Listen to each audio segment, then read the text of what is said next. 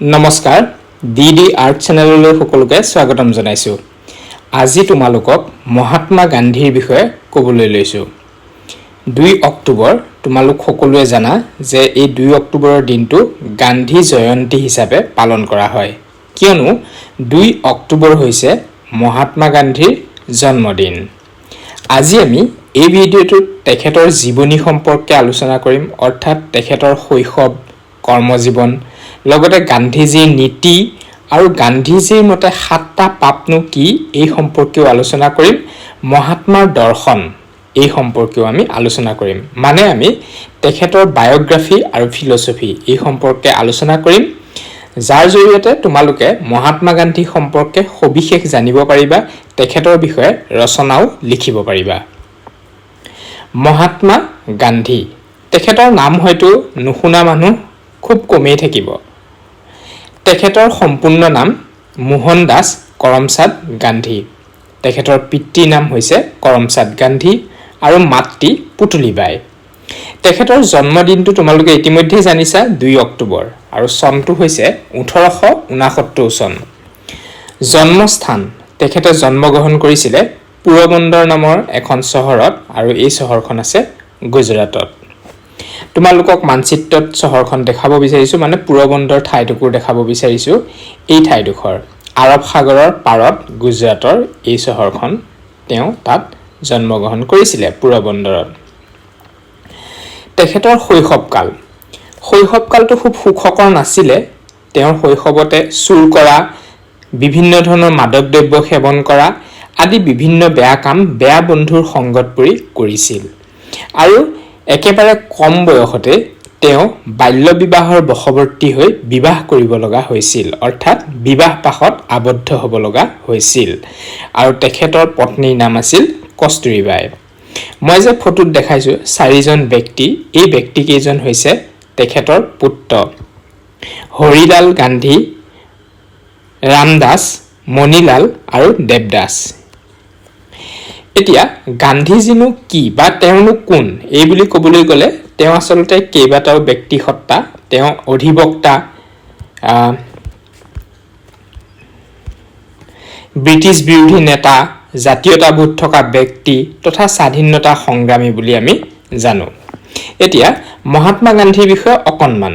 মহাত্মা গান্ধী, তেখেতে প্ৰৱেশিকা পৰীক্ষাৰ পিছত তেখেত বেৰিষ্টাৰী পঢ়িবলৈ বিলাতলৈ গৈছিল। প্ৰৱেশিকা পৰীক্ষা মানে আমি বৰ্তমান যে মেট্ৰিক পৰীক্ষা বুলি কওঁ, এই প্ৰৱেশিকা পৰীক্ষাৰ পিছতে তেখেতে বেৰিষ্টাৰী পঢ়িবৰ কাৰণে বিলাতলৈ গৈছিল আৰু তাৰ পৰা তেখেত উলটি আহিছিলে 1891 চনত। 1891ত তেওঁ ভাৰতলৈ ঘূৰি আহিছিল।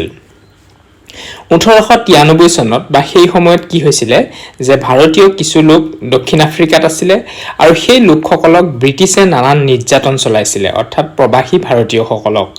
আৰু সেই কথা শুনি তেখেতে তেওঁলোকক উদ্ধাৰৰ বাবে বা তেওঁলোকক কিবা এটা কৰিব পাৰি নেকি এই সম্পৰ্কে দক্ষিণ আফ্ৰিকালৈ তেখেত গৈছিল আৰু তাত প্ৰায় 20 বছৰ কাল থাকি 1914 চনত তেওঁ ভাৰতলৈ পুনৰ উভতি আহিছিল।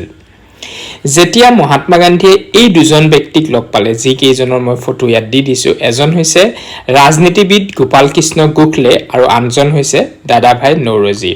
আৰু এই 2জনক লগ পোৱাৰ পিছত গান্ধীজীৰ মতৰ বহুতো সলনি হৈছিল, অৰ্থাৎ তেওঁ নিজকে বেলেগ ধৰণে অলপমান চাবলৈ লৈছিল। এই ব্যক্তি 2জনৰ প্ৰভাৱ গান্ধীজীৰ জীৱনত বহুতো পৰিছে। তেখেতে দক্ষিণ আফ্ৰিকাৰ পৰা যেতিয়াই উলটি আহিছিলে তেতিয়াই লাহে লাহে সংগ্ৰামী জীৱন বা স্বাধীনতা সংগ্ৰামী হিচাপে তেওঁ আৰম্ভ কৰিছিল। আৰু প্ৰথমতে তেওঁ দক্ষিণ আফ্ৰিকাৰ পৰা উভতি আহি সবৰমতী আশ্ৰমত সমাজ কল্যাণমূলক কিছু কামত তেওঁ মনোনিৱেশ কৰিছিল। তেখেতৰ স্বাধীনতা সংগ্ৰাম বুলি ক'লে উল্লেখযোগ্যসমূহ হৈছে যে 1920 চনৰ যি হিন্দু মুছলমানৰ সংঘৰ্ষৰ বিৰুদ্ধে তেওঁ অনশনত বহিছিলে। একেদৰে 1930 চনত লোন আইনৰ বিৰুদ্ধে সত্যাগ্ৰহ কৰিছিল, যাক দাণ্ডী যাত্ৰা বুলি কোৱা হয়। 1942ত ভাৰত ত্যাগ আন্দোলন কৰিছিলে। এইসমূহ আন্দোলনত তেওঁ পূৰ্ণভাৱে সহযোগ কৰিছিল। গান্ধীজীক কবিগুৰু ৰবীন্দ্ৰনাথ ঠাকুৰে মহাত্মা উপাধি দিছিল। এইটো এটা গুৰুত্বপূৰ্ণ প্ৰশ্ন হ'ব পাৰে বিভিন্ন কম্পিটিটিভ এক্সামৰ কাৰণেও, যে মহাত্মা উপাধি দিছিলে কবিগুৰু ৰবীন্দ্ৰনাথ ঠাকুৰে। তেখেতৰ এটা সপোন আছিল যে ভাৰতবৰ্ষক এখন ৰাম ৰাজ্য হিচাপে প্ৰতিষ্ঠা কৰা। এতিয়া এই ৰাম ৰাজ্যনো কি? ৰাম ৰাজ্যৰ কিছুমান বৈশিষ্ট্য এনেধৰণৰ আছিল যে তেওঁ বিদেশী যি বস্ত্ৰ আছিলে এই বস্ত্ৰৰ প্ৰচলন আঁতৰাই পেলাই খদ্দৰৰ কাপোৰৰ প্ৰচলন কৰিছিল, অৰ্থাৎ নিজে হাতে বৈ যঁতৰত সূতা কাটি তেনেধৰণৰ কাপোৰৰ প্ৰচলন কৰিছিল। একেদৰে বিদেশী সামগ্ৰী বহিষ্কাৰ কৰি বা বিদেশী সামগ্ৰীৰ প্ৰচলন বন্ধ কৰি দেশীয় সামগ্ৰীৰ প্ৰচলন কৰিবলৈ লৈছিল, যাৰ বাবে তেওঁ কুটিৰ শিল্পক গুৰুত্ব দিব লগা হৈছিল। আৰু এইসমূহ কাম কাজে যে খদ্দৰৰ কাপোৰৰ প্ৰচলন, কুটিৰ শিল্পৰ গুৰুত্ব, এইসমূহে গ্ৰাম্য অৰ্থনীতি বহুতো টনকিয়াল কৰি তুলিছিল।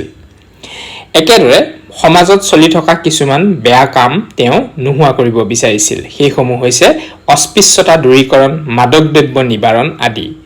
এতিয়া মহাত্মা গান্ধী যেতিয়া আমাৰ অসমলৈ আহিছিল, তেতিয়া তেওঁ আহি অসমত এটা কথা কৈছিল যে বহু দিন আগতেই মহাপুৰুষ শ্ৰীমন্ত শংকৰদেৱে অসমত এই ৰাম ৰাজ্যৰ প্ৰতিষ্ঠা কৰিয়ে থৈ গৈছে। মানে ৰাম ৰাজ্যৰ সপোনৰ যিবোৰ কাম, এই কামসমূহ মহাপুৰুষ শ্ৰীমন্ত শংকৰদেৱে আমাৰ অসমত আৰম্ভ কৰি থৈ গৈছে। এই সম্পৰ্কে তেওঁ এনেধৰণে মত পোষণ কৰিছিলে। একেদৰে এই যে খদ্দৰৰ কাপোৰ বা বিভিন্ন হাতে বোৱা কাপোৰৰ বিষয়ে তেওঁ আহি কৈছিলে যে অসমীয়া মহিলাই কাপোৰত সপোন ৰচিব পাৰে, এনেধৰণৰ মন্তব্য আহিও তেওঁ কৈছিল। এই ধৰণে তেওঁ ৰাম ৰাজ্যৰ সপোন দেখিছিল। লগতে তেওঁ আৰু এটা কথাত গুৰুত্ব দিছিলে, সেইটো হৈছে স্বচ্ছতাৰ দিশত তেওঁ অধিক গুৰুত্ব দিছিলে। আৰু সেইকাৰণে আমি আজিও যি স্বচ্ছ ভাৰত অভিযানৰ কথা কওঁ, তেওঁৰ আৰ্হিতে তেওঁ সেই জন্ম জয়ন্তীতে পালন কৰি আহিছোঁ। এতিয়া গান্ধীৰ নীতিসমূহ, তেওঁ যিসমূহ নীতি আদৰ্শ মতে চলে, সেই নীতিসমূহ তেখেতে ভাগৱত গীতাৰ পৰা লৈছিলে। ভাগৱত গীতা তেখেতে অধ্যয়ন কৰিছিলে আৰু তাৰ পৰা তেওঁ নীতিসমূহ লৈছিলে। তেওঁৰ মূল নীতি আছিলে সত্য আৰু অহিংসা, ট্ৰুথ এণ্ড নন ভায়োলেন্স। আৰু যি এই সত্যৰ কথা কৈছে, এই সত্যটো তেওঁ আটাইতকৈ ডাঙৰ শক্তি বুলি কৈছে, ভগৱান বুলি কৈছে। ট্ৰুথ ইজ মাই গড বুলি কৈছে মহাত্মা গান্ধীয়ে। সত্য হৈছে আটাইতকৈ ডাঙৰ শক্তি, ভগৱান। আৰু তেওঁ এই যে মূল নীতিসমূহ সত্য, অহিংসা, এইসমূহ তেওঁ সতীৰ্থসকলক অন্ধভাৱে ল'বলৈ কোৱা নাছিলে।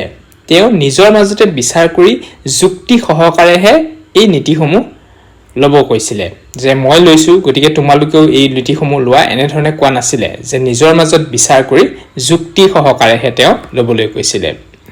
আৰু গান্ধীয়ে এটা কথা কৈছিল যে প্ৰগ্ৰেছ অফ অল, মানে সকলোৰে উন্নয়ন হ'ব লাগে। প্ৰগ্ৰেছ অফ অল, সৰ্বোদয়া যাক কোৱা হয়। আৰু গান্ধীৰ মতে উন্নয়ন তেতিয়াহে হ'ব যেতিয়া সমাজৰ আটাইতকৈ পিছপৰা লোকজনৰো উন্নতি হ'ব। আৰু সেইটোকে তেওঁ প্ৰগ্ৰেছ অফ অল বুলি কৈছিলে, সৰ্বোদয়া বুলি কৈছিলে। আৰু এই সৰ্বোদয়াৰ কথাটো পিছৰ পৰ্যায়ত বিনোৱাভাৱেও ইয়াক ব্যৱহাৰ কৰিছিলে। এতিয়া মহাত্মা গান্ধীৰ মতে 7টা পাপ বুলি কাক কোৱা হৈছে, ডেডলি চিন বুলি কৈছে এই 7টাক। এটা হৈছে কাম অবিহনে ধন, যে কোনো ধৰণৰ কাম নকৰাকৈ সম্পদৰ প্ৰতি লালসা কৰা বা ধনৰ প্ৰতি মোহ জন্মা, এইটোক তেওঁ ডেডলি চিনৰ লগত তুলনা কৰিছে, 7টা পাপৰে এটা বুলি কৈছে। বিবেক অবিহনে আনন্দ, এইটোকো এটা পাপ বুলি ধৰিছে। মানৱতা অবিহনে বিজ্ঞানক এটা পাপ বুলি ধৰিছে। চৰিত্ৰহীন জ্ঞান, নীতিবিহীন ৰাজনীতি, নৈতিকতা অবিহনে বাণিজ্য আৰু ত্যাগ অবিহনে পূজা, এইকেইটাক তেওঁ 7টা পাপ হিচাপে গণ্য কৰিছে। এতিয়া গান্ধীৰ শিষ্যসকল, অৰ্থাৎ গান্ধীৰ মতাদৰ্শৰে পিছৰ পৰ্যায়ত বিভিন্ন বিশ্ব নেতাই তেওঁৰ নীতিসমূহ আদৰ্শ হিচাপে লৈ জীৱন বাটত আগবাঢ়িছিল। আৰু তেনেধৰণৰ ব্যক্তিসকলৰ ভিতৰত এইকেইজন হৈছে প্ৰধান। এজন হৈছে Sardar Vallabhbhai Patel, Aung San Suu Kyi, Nelson Mandela, Jawaharlal Nehru, Martin Luther King junior, Lal Bahadur Shastri, এইসকলে গান্ধীক গুৰু মানিছিল। এতিয়া এনে এজন বিশ্ববিশ্ৰুত নেতাক কিন্তু হত্যা কৰা হৈছিল নাথুৰাম গডছে নামৰ এজন আততায়ীয়ে এখন প্ৰাৰ্থনা সভালৈ যাওঁতে 1948 চনত, অৰ্থাৎ ভাৰত স্বাধীন হোৱাৰ ঠিক এক বছৰ নহওঁতে 1948 চনৰ 30 জানুৱাৰীৰ দিনা, অৰ্থাৎ মহাত্মা গান্ধীয়ে স্বাধীনতাৰ সোৱাদ তেনেকৈ নাপালেই, তেনে সময়তে এজন আততায়ীয়ে এখন প্ৰাৰ্থনা সভাত তেখেতক গুলীয়াই হত্যা কৰিছিল। আৰু এইখিনিয়ে হৈছে মহাত্মা গান্ধীৰ বিষয়ে এক থুলমূল আভাস। আশা কৰিছোঁ তোমালোকে ভিডিঅ'টোৰ জৰিয়তে কিছু নতুন কথা শিকিব পাৰিলা। ধন্যবাদ।